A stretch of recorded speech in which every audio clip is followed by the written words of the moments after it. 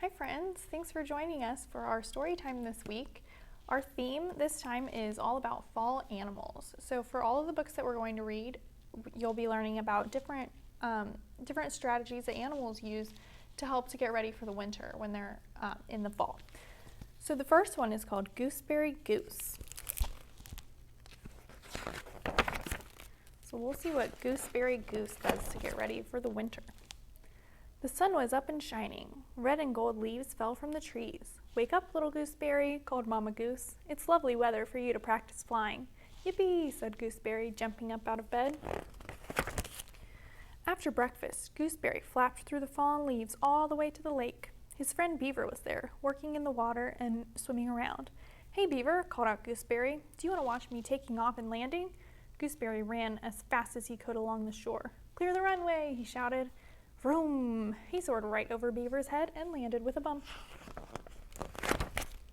"Did you see that?" Gooseberry asked Beaver. "I'm getting better and better every day." "Great landing," said Beaver, "but I'm sorry. I can't stop working, Gooseberry. I have to finish building my dam before winter comes." And with a wave of his paw, Beaver disappeared below the water. Gooseberry zigzagged through the air, backward and forward across the lake. Orange and yellow leaves fell from the trees. "I bet I can float through the air like the leaves do," said Gooseberry. He decided to try it. "Up, up, and away," shouted Gooseberry. Whoosh! It wasn't that easy, but someone was clapping for Gooseberry. "Great flying," called out Squirrel. "Watch me do it again," said Gooseberry. "I can glide on the wind." "I'm sorry, Gooseberry, but I have a lot of work to do," said Squirrel. "I'm busy finding food and hiding it for winter." Squirrel scampered away to bury his acorns. So he's burying his acorns for the winter. As Gooseberry practiced his swoops and dives, he spotted his friend Mouse. "Look at my loop-de-loops, Mouse," he called. "I've been practicing all morning." "That's great, Gooseberry," said Mouse. "I can't stay and watch, though. I have to find something warm to make my nest with. Haven't you heard?" "Yes, I know," said Gooseberry. "Winter is coming and everyone's busy." "You should really start getting ready for winter, too," said Mouse before she scurried off. "Maybe Mouse is right," thought Gooseberry, "but I don't know how to get ready for winter." Gooseberry thought he should look for berries and seeds to save, but it was hard work. Ugh, I'd rather practice flying. Fluffy white clouds swirled through the blue sky. "I wonder how high I can fly," thought Gooseberry. Up, up, up he soared, and down, down, down he glided. "Whee!" cried Gooseberry. "I've never done that before." "That looks scary," called out Rabbit, who was watching from the ground. "Did you see how high I went?" said Gooseberry. "I can show you again if you'd like." "Well, I'd like to, but I'm working very hard right now," said Rabbit. "I have to clean out my den and make it cozy before winter comes." And Rabbit quickly hopped down his hole. Suddenly, a chilly little breeze ruffled Gooseberry's feathers. He began to feel a little bit worried. Winter was coming. Everyone was getting ready except him. Gooseberry thought he should hurry up and do something about it. He flew back home in a hurry. What do you think Gooseberry has to do to get ready for winter? "What's the matter, Gooseberry?" asked Mama when she saw him hurrying home. "Winter's coming, and I'm not ready," said Gooseberry. Mama laughed. "Little Gooseberry, don't you remember what I told you? Geese don't stay here for the winter. It gets too cold." "We'll be flying south, where it will be nice and warm," Papa said. "It's a long, long trip, and that's why you needed to practice flying. You've been getting ready for winter all day." "I guess I have been all along," said Gooseberry. "I bet I can fly for miles and miles. Watch me fly." And Gooseberry dove and soared and glided in the fading blue sky, just like the red and gold leaves that floated down from the trees. And there they are, migrating south for the winter.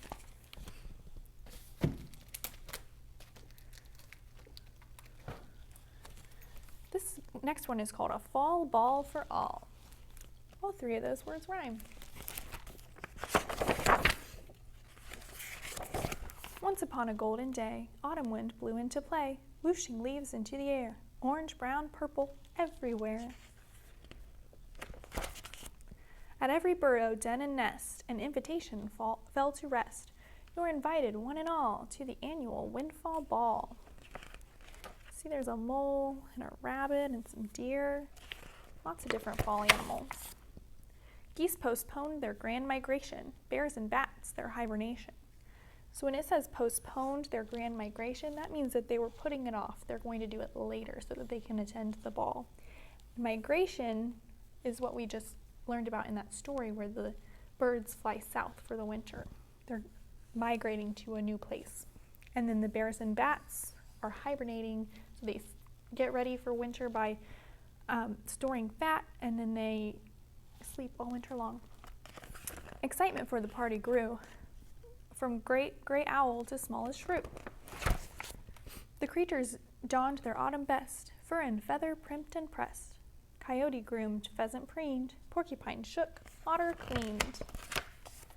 The nights grew longer into fall, as autumn wind prepared the ball. Squalls sent pumpkins tumbling round, a breeze shook apples to the ground. Gusts and gales and tempest forces set a feat with 7 courses. Cranberries, chestnuts, corns, and plums, sunflowers, daisies, chrysanthemums. Looks like a yummy feast. Harvest moons set the night aglow. Guests arrive, some fast and slow, with time to nibble, greet, and play, while festive tunes got underway. See those autumn leaves still blowing. Rabbit and turtle tapped a beat as wind composed an autumn sweet. Soon the night was filled with song, a blustery chorus sang along. All the animals are getting along. The autumn wind began to dance. It breezed, it blew, it puffed, it pranced, beckoning both big and small to join in step at the windfall ball. Turkey strutted with elk and quail. Beaver kept time with his tail. A swirling night of celebration, windy, joyful jubilation. In the shindig's happy wake, an autumn treasure for all to take. A windfall feast, a winter's cash, to gobble, bury, store, or stash. So the bears, they gobble up and store fat for the winter. The squirrels, they bury and stash their acorns. Chipmunks filled their furry cheeks. Raccoons took pumpkins, corn, and leeks. Then Badger raised one final toast for all who gathered and their host. And every burrow, hill, and nest was ready for winter's rest. Autumn waved goodbye to all until the next year's windfall ball. The end.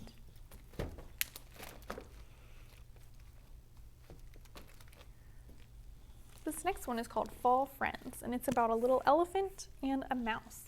Now, normally you don't see elephants as a fall animal, but we'll see what Elliot is up to. Little Elliot and his best friend Mouse loved living in the big city.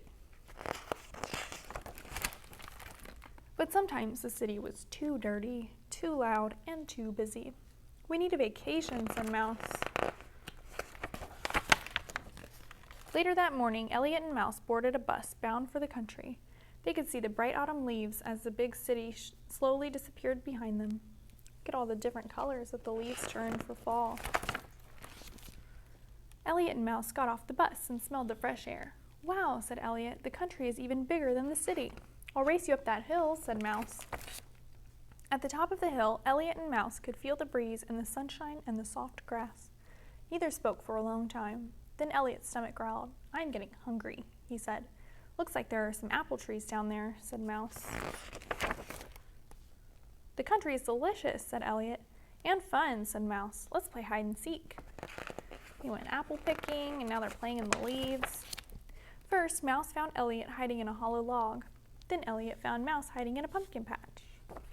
Pumpkin patch is another fun fall activity. Elliot picked the perfect hiding place. Mouse will never find me here, he thought. Mouse can't see him. Elliot was right. He waited and waited, but Mouse never came. Where could Mouse be? Elliot thought. Everything was still, very still. Suddenly, Elliot smelled something delicious. Something that smells so good must be worth looking for, he thought. He smells a pie. I found you, said Mouse, leaping from behind the pie. Mouse, said Elliot. When I couldn't find you, my new friends and I baked a pie, said Mouse. I told them you would follow your nose. Nobody knows me better, said Elliot. Later, they all gathered for a fall feast. To new friends, said Mouse, and to new treats, said Elliot. That night, Elliot and Mouse nestled into the hay and took turns naming the stars until both fell fast asleep. And there they are, as a constellation. There's Elliot and Mouse. The end. Alright, so I hope you enjoyed those stories about the different fall animals, and I hope you learned some things about what they do to get ready for the winter. So now I'll go ahead and explain our curbside and our printable craft that go with our fall animals theme. Hi friends, so this week we talked about fall animals in our stories, and one of the animals that you might see in fall is a crow. So our curbside craft this week is a foam crow. So you'll get a small kit with all the foam pieces in it. There's a body, a nose, 2 feet, a black circle, a string, and then 2 googly eyes.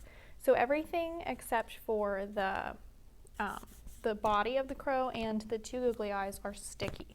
So these are just like regular stickers. So when you put the body, you can lay it flat, and then you can peel the back of the sticker off of the candy corn nose and place that on there. And then the backs of the feet, take those off and stick those down as well. And then for his googly eyes, you can just glue those on. And when you get to the back, you'll take the string and you'll lay the crow flat, and you will leave like a loop. So you'll kind of make sure that there's one side of the string on each side of the body, and you can use the black circle to stick it down. So this is just a sticky black circle, so you take this back off of the sticker and just stick it down. You don't have to tie the string or anything. So there he goes, and he's hanging like this, so you can hang him up on your doorknob or something like that if you'll fit. And then for your printable craft, you'll print out a piece of paper like this, and so he will look something like this. So you've got his head for the little circle, and the big circle is his body. So I glued the little circle on top of the big circle, and then I also cut out these 2 half circles for his wings, and I glued those down. And then for his feet, I just colored them orange and glued them on the bottom just so that they're out like this, like the other crow. And then for the 2 little circles are his eyeballs, so I just put a little black dot in the middle of each one. And then for his nose, if you wanted to make it look like a candy corn nose, you could do that. You could use yellow, orange, and then leave the bottom white. That would be okay. Or you can just color his nose orange like I did, or really any color. So my crow is black and orange like a regular crow, but if you want to give your crow a unique style, you can make him any color you want. So that's the printable craft, and that's our curbside craft. So we hope you enjoyed story time this week, and we'll see you next time.